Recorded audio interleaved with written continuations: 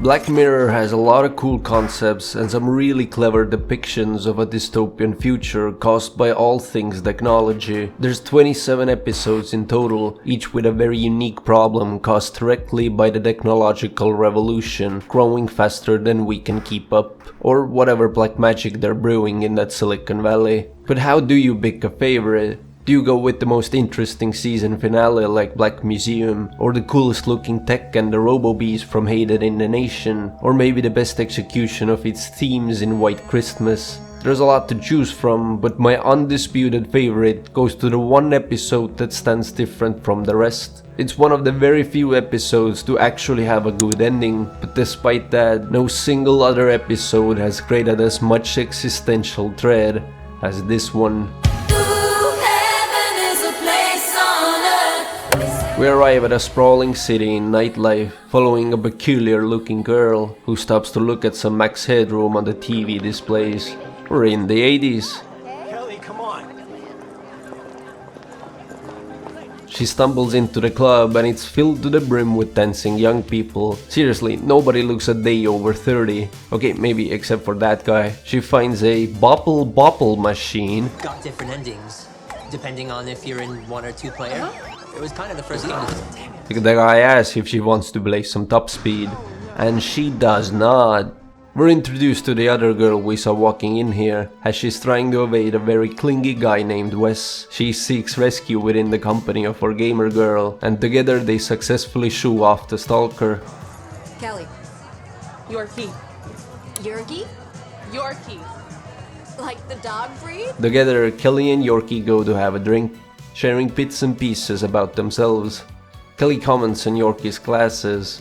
Yeah, the lenses don't do anything. Knew it. She doesn't have to wear them, but still chooses to. They clean their glasses and Kelly watches as Yorkie has a rather funny reaction to her drink. Looks like she's never tasted alcohol before, but she says she just hasn't had any in a long time. Okay? Things get even weirder when Kelly asks, Do you live here? No, Tourist? So you new here?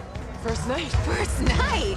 Well, okay. the DJ decides to hit us with a banger and Kelly literally drags her new friend onto the dance floor. I love the cinematography in this scene. Kelly with all her fabulous might and Yorkie with her puppy eyes and a 1,000-yard stare. Shit gets too hot for Yorkie and she runs outside into the rain to cool off. Kelly shortly follows her and they have a bit of a heart-to-heart with each other. If they were staring, it's because I am bodacious. Yorkie mentions her parents, how they're not the worry kind and seemingly very religious. The concept of her having a good time would blow their minds. What would you like to do that you've never done?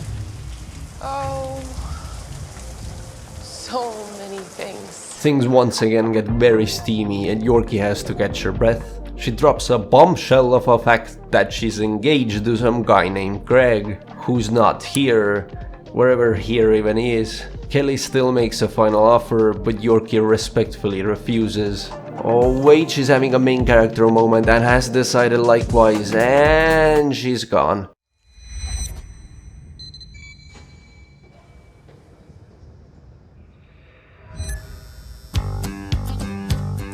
A week later, Yorkie's preparing to go out again. Through a really cool little montage, we see her try out some outrageous outfits. Honestly, slay queen. Yorkie's back at the club looking for Kelly. She notices her from a distance, sitting at the bar with some guy. After enough of creepily staring, they make eye contact and Kelly decides to show what she's all about and goes dancing with this random guy. They have now entered the staring contest while one is ripping the dance floor and the other is peeking behind the wall. She's literally sitting across from them like, hey guys, what you doing? Man, I want somebody to look at me the way these two look at each other. They catch up in the bathroom and Yorkie demands that Kelly would make this easy for her. To just do it. Like, get on with it already. How long have you been here? Sorry? How long have you been here? In San Junipero? Couple months? They have a small PTSD triggering hiccup on the road that they just laugh off. And they arrive at Kelly's place. Yorkie tries to make small talk, but Kelly does not waste a second. I'm noticing a trend in these videos. As our characters are laying in bed, they once again open up to each other, as we get a bit of a view into their lives. Yorkie once again admits to something that she's never done, and Kelly finds it increasingly impossible to believe. Hello, you got a fiance? It's complicated.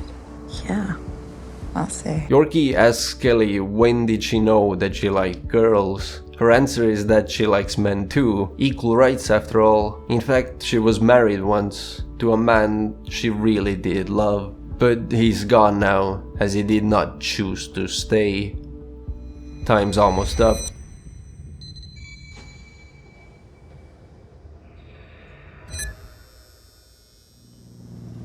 Exactly 1 week later, Yorkie's back in town again. But Kelly is nowhere to be found. She asks the barman, but he hasn't seen her either. He suggests trying the Quagmire. What this Quagmire place is, why and how it exists, is not really elaborated on. Looks like a rundown shithole of bunkers, hooligans and all kinds of psychos running amok. People satisfying every need imaginable. Probably all at once too. This part of the episode has always rubbed me a bit wrong, as even knowing the whole story, I'm still not entirely sure what it represents. Compared to the rest of the setting, it's always felt a bit off, like something out of a SpongeBob episode. But it might just be the ultimate pleasure house. Kelly is still nowhere to be found, but Yorkie does run into Wes, who jokes that it looks like he is not the only one that got dumped. Try a different time.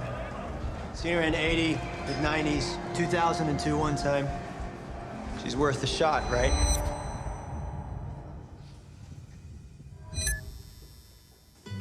Introducing the totally redesigned Chrysler Cordoba. Over the course of the next few weeks, Yorkie goes looking for her lost lover, from the 70s to the 90s and finally the golden year of 2002. It was golden because the live-action Scooby-Doo movie had just come out. That right there was the pinnacle of human evolution. Yorkie finally finds her playing a dance arcade with the same guy that commented on her epic gamer skills in the beginning. Kelly gets a bit freaked out by Yorkie's sudden appearance, and now she's the one to run off. Yorkie follows her and tries to understand why she disappeared.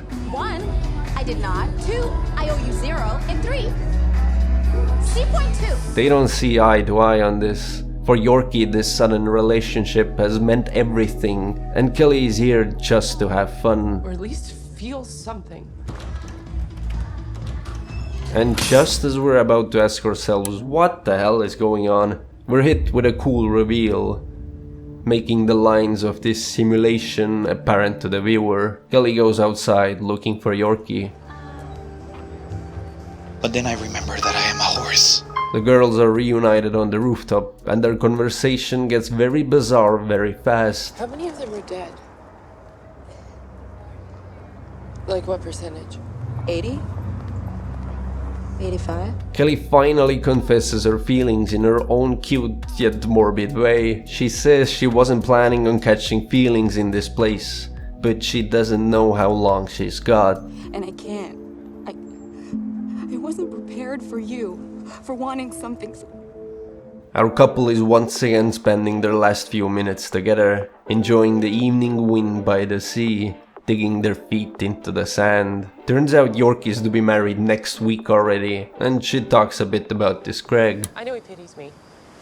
That pisses me off. But that's not fair, because he's...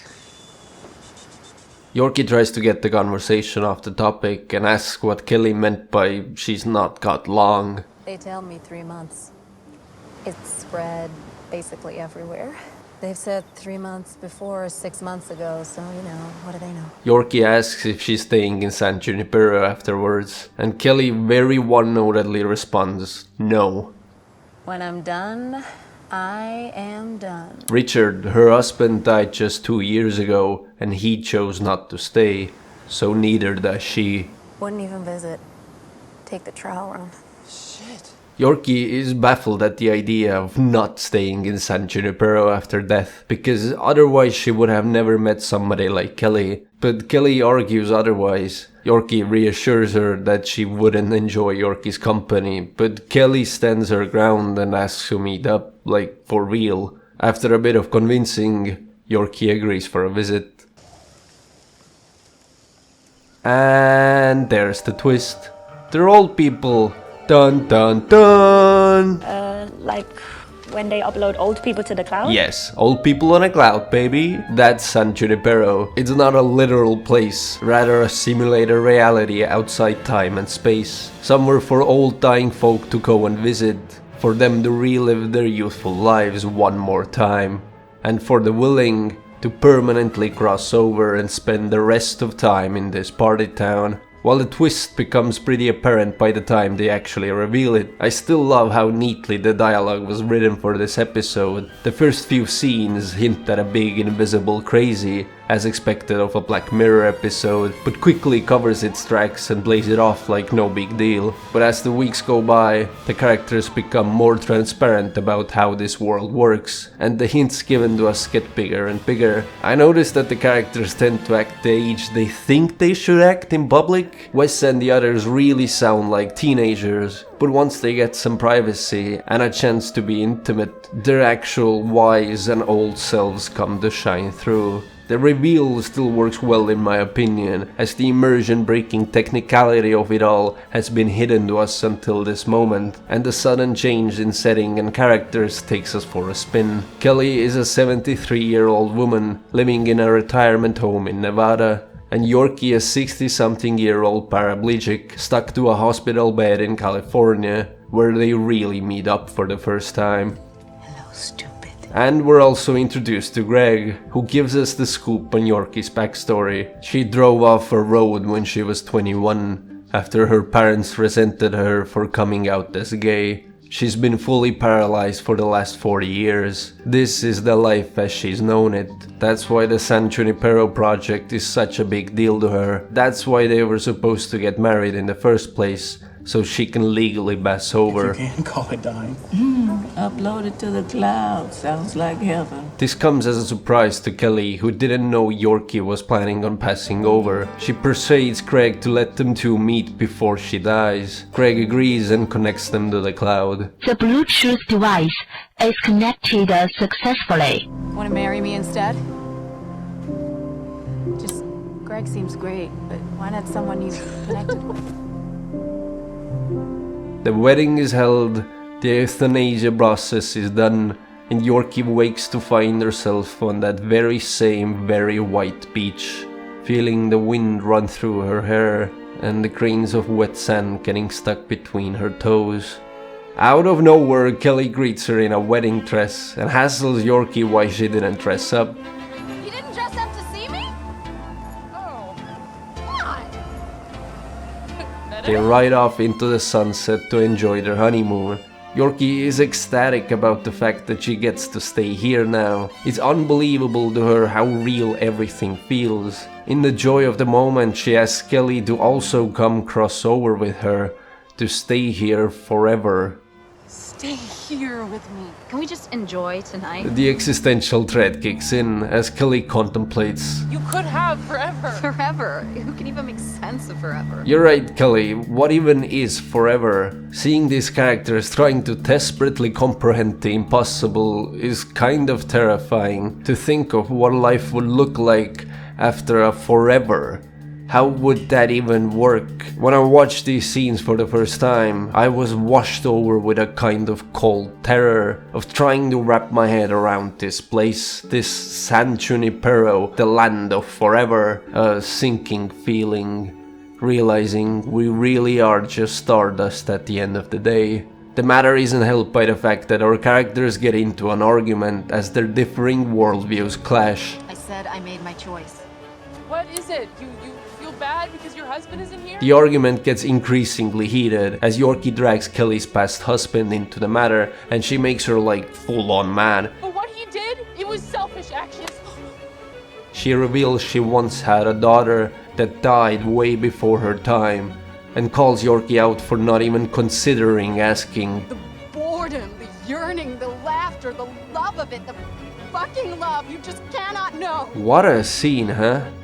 But she's not even done yet. Rich said to me when they offered him this, to pass over, pass through, spend eternity in this fucking graveyard you're so in love with. He said, how can I?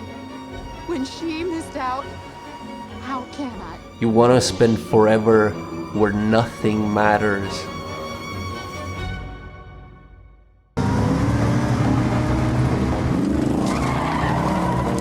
In a poetic act of rage, Kelly pulls the same stunt that got Yorkie bedridden, but this is anything but real. Kelly is perfectly fine and finds herself being offered a helping hand by the one and only.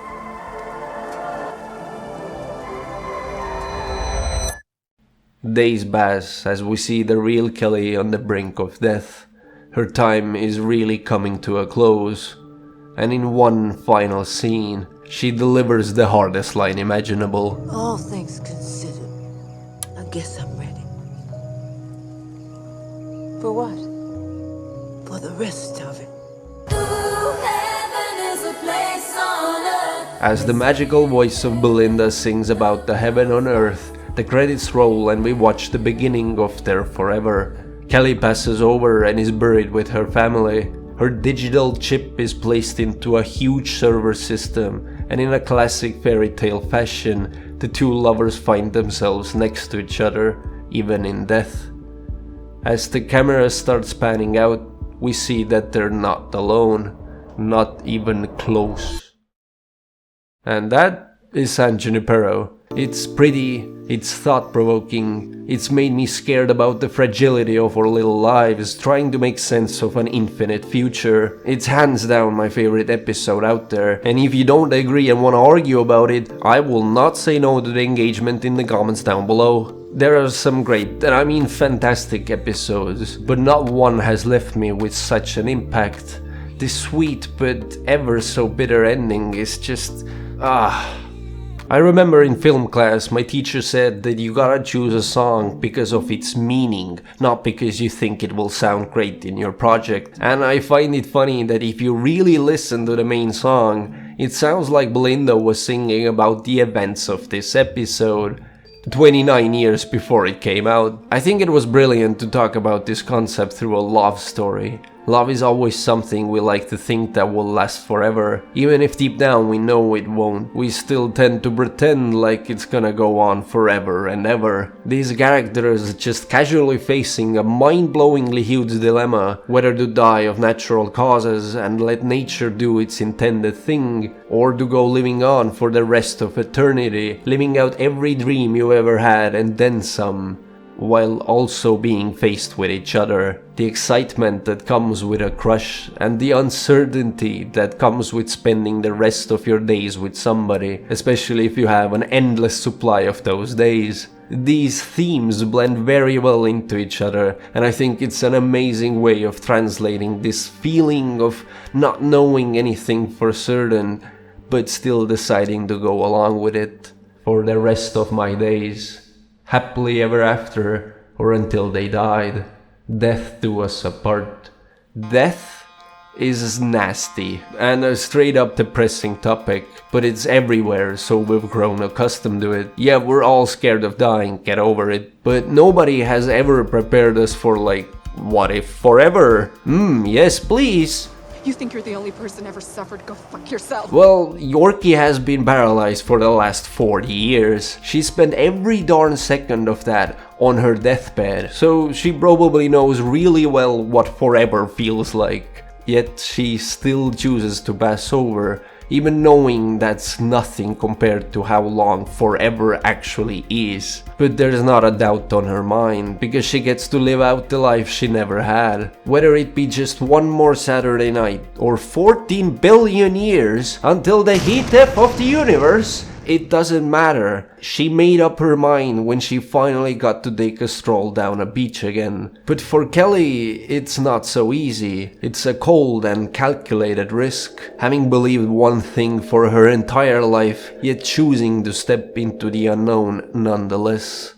Actually, what's the plan here? How would that even work out? Okay, a few days go by, you're over the moon, having the time of your life. Weeks pass, you get to know each other better, try out new and exciting things. Then months go by, as you develop a regular day-to-day routine. No jobs means no problems, right? I'm guessing you never have hangovers either, so hell yeah, why not? Go party your hearts out like there's no tomorrow, knowing full well the only thing there is tomorrow. Not like you can cause any property damage, so who cares? Years pass, you've had hundreds of dates and hundreds of arguments, and it feels like you've been repeating the same ones for quite some time now. The food's the same, the drink's the same places, same fucking songs on repeat. Sure, the population is always growing, and I'd assume they'd update this place from the outside world, keeping it up with new major improvements that the real society sees. What was it you said, Kelly? 49 years.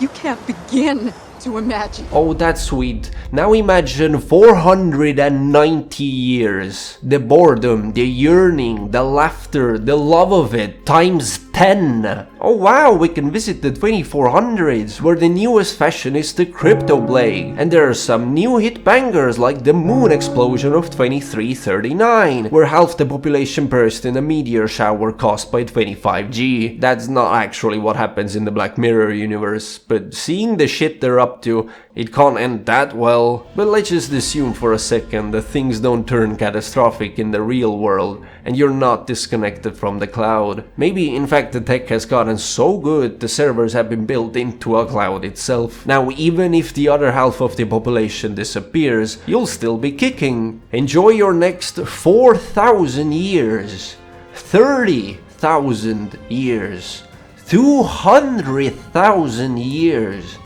Do you think Yorkie and Kelly will still be happily married in the year 1,739,251? Huh?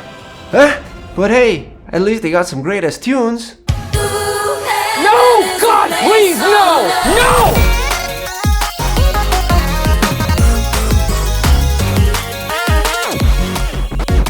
You could have forever. Forever?